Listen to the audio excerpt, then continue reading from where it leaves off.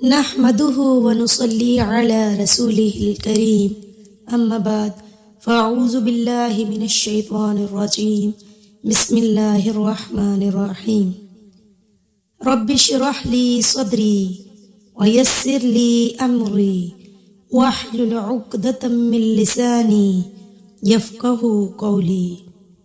Lecture number 17 سورۃ البقرہ، آیات 44 to 46، پارہ 1، آیت نمبر 44، لفظی وضاحت۔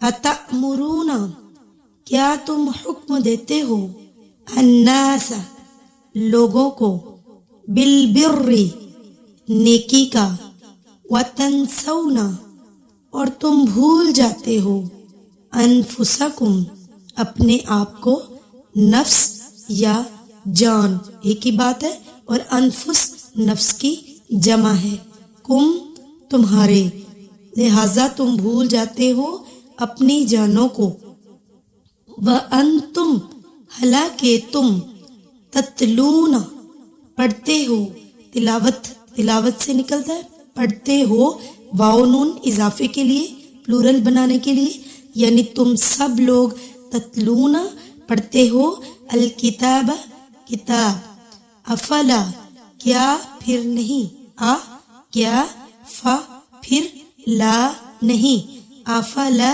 کیا پھر نہیں، تعقلون، تم سمجھتے، عقل رکھتے، عین قاف لام، عقل، واو نون اضافے کے لیے، تعقلون، تم عقل رکھتے۔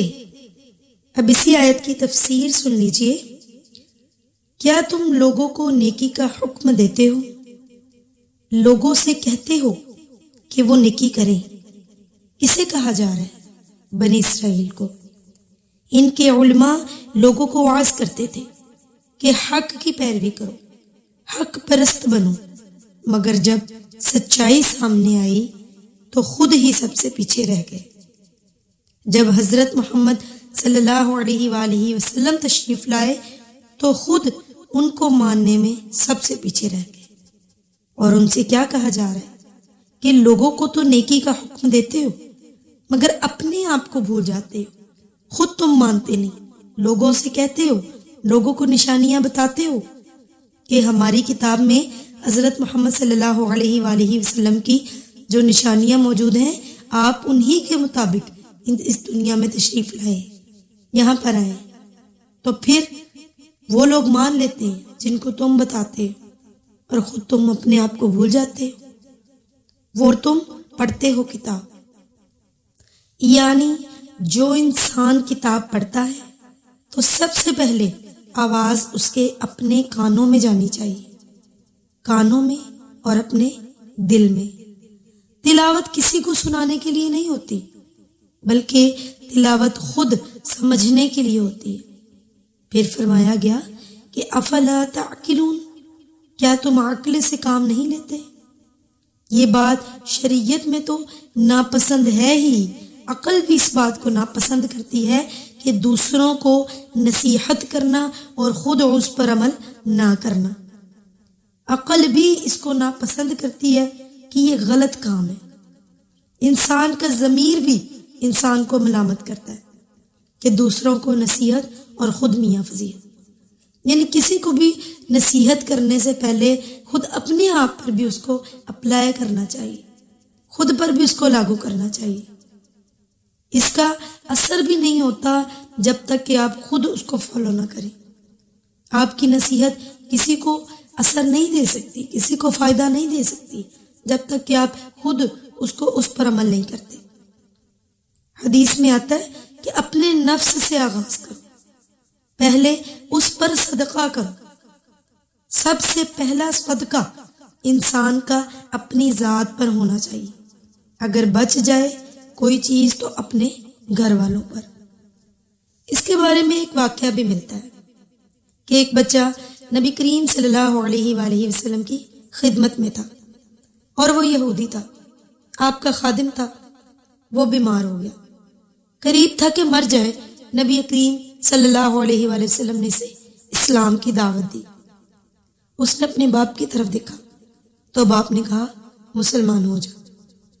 وہ مسلمان ہو گیا اور فوت ہو گیا۔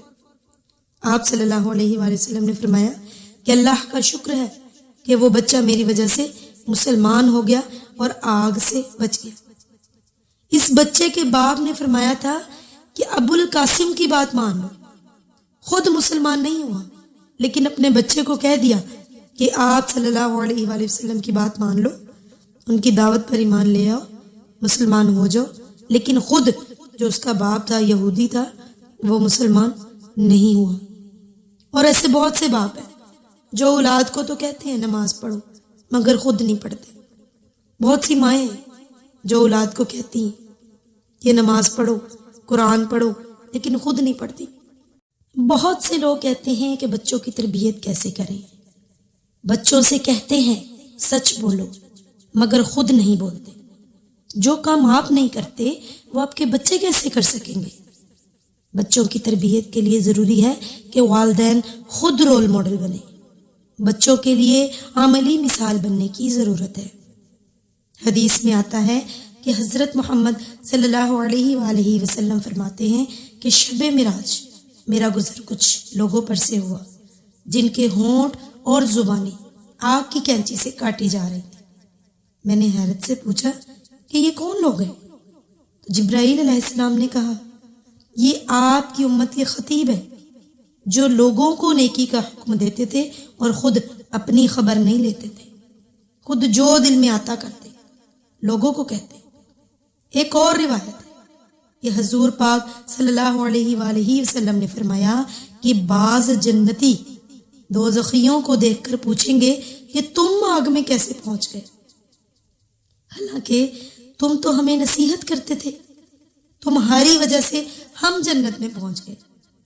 تو وہ کہیں گے کہ ہم زبان سے تو کہتے تھے مگر عمل نہیں کرتے تھے۔ تو خاص طور پر کتاب پڑھنے والوں کے لیے، کتاب سے ہدایت حاصل کرنے والوں کے لیے، جنہیں اچھائی برائی کی تمیز ہو گئی، کیونکہ جو قرآن پاک سے کتاب سے ہدایت حاصل کر لیتا ہے تو اس کو اچھا اور برا کا فرق معلوم ہو جاتا ہے۔ تو ان میں بڑی نصیحت ہے، کتاب پڑھنے والوں کے لیے بڑی نصیحت ہے کہ افلا تعقلون، کیا عقل نہیں تم میں؟ حالانکہ تم پڑھتے ہو کتاب، عمل کیوں نہیں ہوتا؟ بہت سی چیزیں، بہت سے کام ہم کرنا چاہتے ہیں لیکن نہیں ہو پاتے، مشکل لگتا ہے، ہم سے عمل ہی نہیں ہوتا۔ ہم روزانہ قرآن پاک پڑھنا چاہتے ہیں، ہر آیت کو سمجھنا چاہتے ہیں، اس کی تفسیر جاننا چاہتے ہیں، روزانہ ہم لوگ ارادہ کرتے ہیں، لیکن ایسا ممکن نہیں ہو پاتا۔ تو اس کا حل کیا ہے؟ تو اس کا حل اگلی آیت نمبر 45 میں ہے۔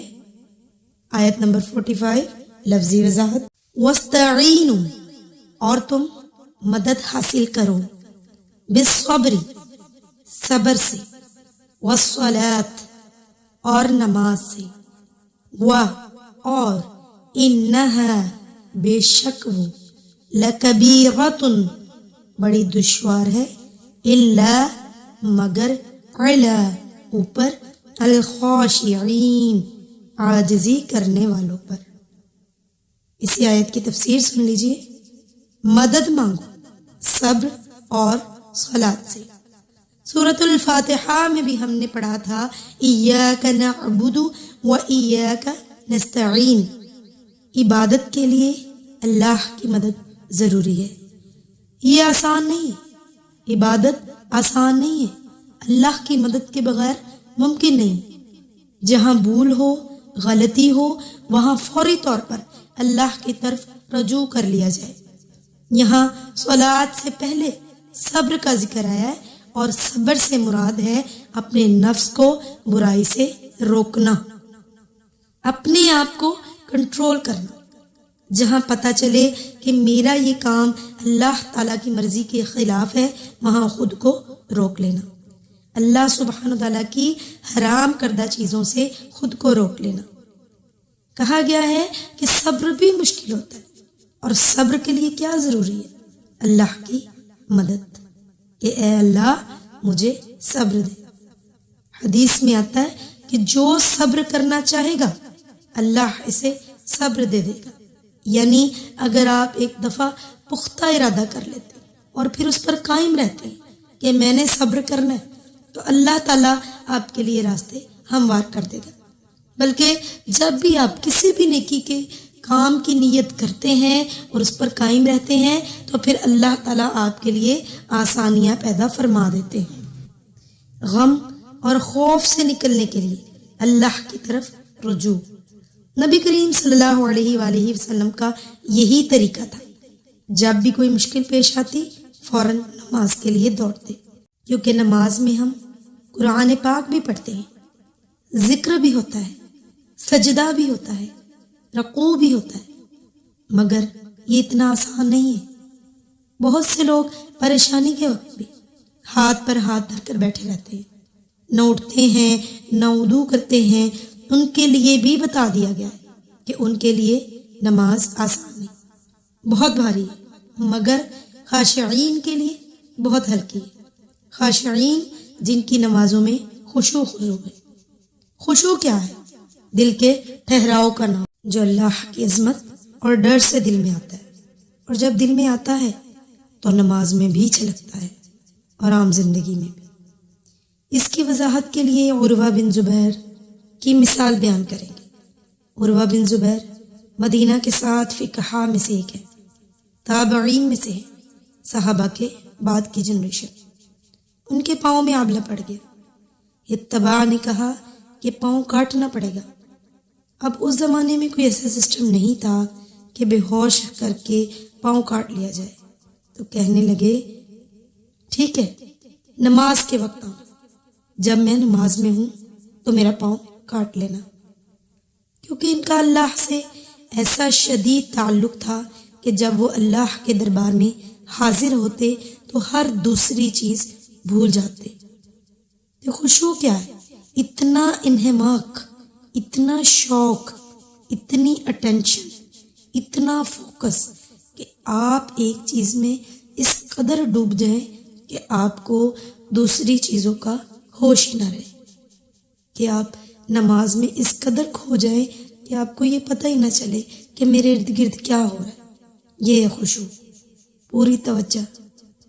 آج کل ہم میں یہ کیفیت کیوں نہیں؟ کیونکہ ہمارا دل اور چیزوں میں اٹکا ہوا ہے، اور جب دل اور چیزوں میں اٹکا ہوتا ہے تو نماز میں اسی قدر کم ہو جاتا ہے. اتنا کچھ بھرا ہوا ہے دماغ میں کہ جب مصلی پر کھڑے ہوتے ہیں تو ان خیالات سے جان ہی نہیں چھوڑتی. اور پھر بھی ہم کہتے ہیں کہ ہم 5 وقت کے نمازی ہیں، ہم تو تہجد گزار ہیں، ہم تو قرآن بھی پڑھتے ہیں. تو میری بہنوں، کبھی بھی خود سے سیٹسفائیڈ مت ہو، مطمئن مت ہو کہ ہم جو کرتے ہیں کافی ہے. دیکھیں، ہمیں نہیں پتہ، اگر جانے انجانے میں ہمارے منہ سے کوئی اس طرح کی بات نکلے، اگر ہم سمجھے کہ ہم پرفیکٹ ہیں، اللہ کو نہ ناراض کر بیٹھے. اور اگر ہم نماز میں خشوع لانا چاہتے ہیں تو کیا ضروری ہے کہ پہلے دل کو اللہ کی طرف لے جائیں. سیکھیں کہ قرآن پاک میں کیا لکھا ہے، سمجھیں اس کو. آپ کا دل اللہ کی طرف پلٹے، آپ کے دل میں خشوع آئے، اور وہ آپ کی نمازوں میں بھی دکھائی دے.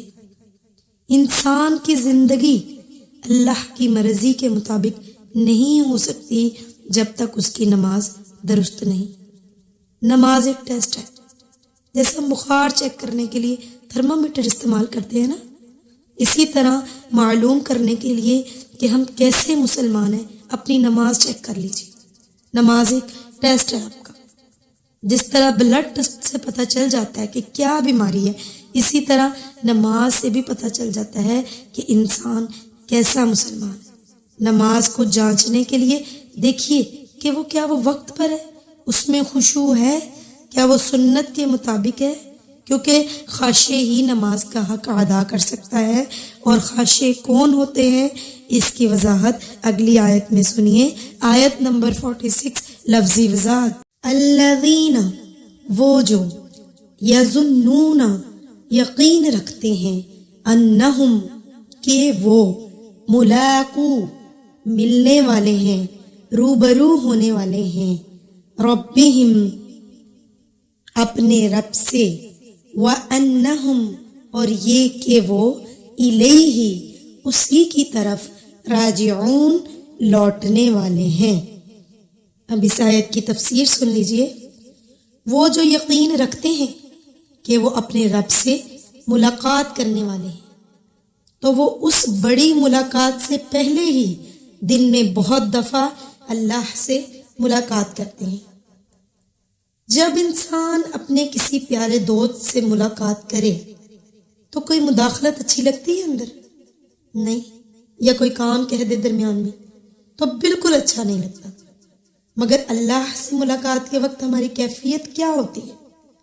اگر ہمیں کوئی اور خیال اچھا نہیں لگتا تو اس کا مطلب ہے کہ ہماری نمازیں درست ہیں۔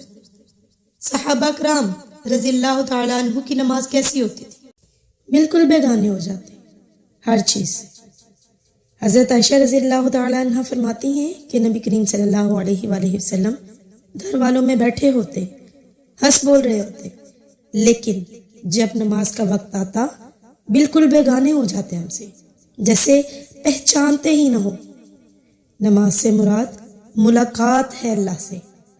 جیسے ہی آپ مصلی پر جانے لگیں تو یہ سمجھا کریں کہ ہم اللہ سے ملاقات کے لیے جا رہے ہیں، اور ابھی یہ نہیں جاتے تو ایک دن تو جانا ہے۔